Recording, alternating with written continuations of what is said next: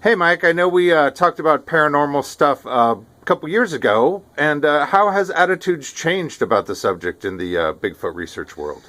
Well, this sort of thing goes in cycles, and I've seen several different cycles of this.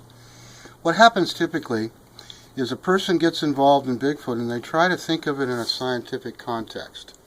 And science divides up things into what we consider to be actual, known, provable, repeatable science. And then there's the stuff they call paranormal because it can't be proven.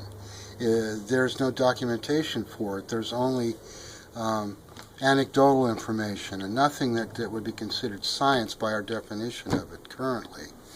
So this comes and goes. And what happens is a person spends a lot of time studying Bigfoot from the biological point of view, which is the more logical and the one people usually start with first.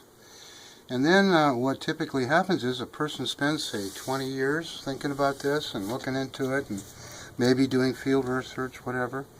And as time goes by and every little apparent bit of proof suddenly just goes up in smoke, so to speak, it gets debunked or it gets denied or whatever.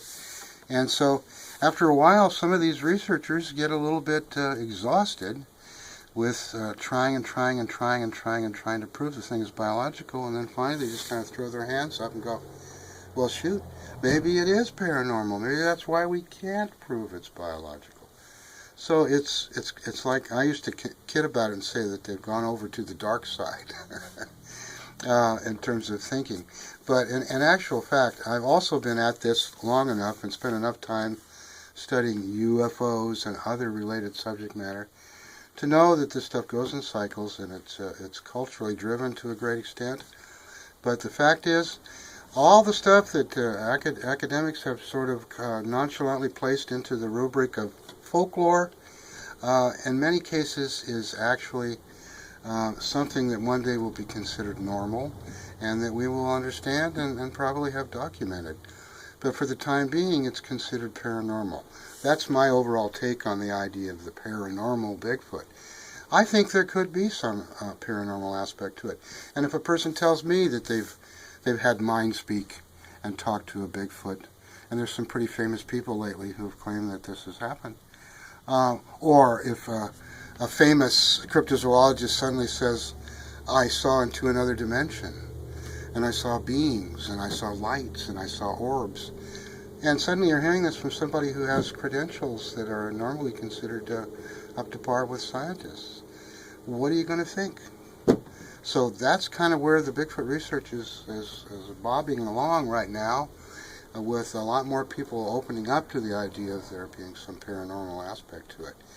But there will be people who hear me say this, and they will out loud cuss me out for even suggesting such is the case, or even bringing it up as a possibility.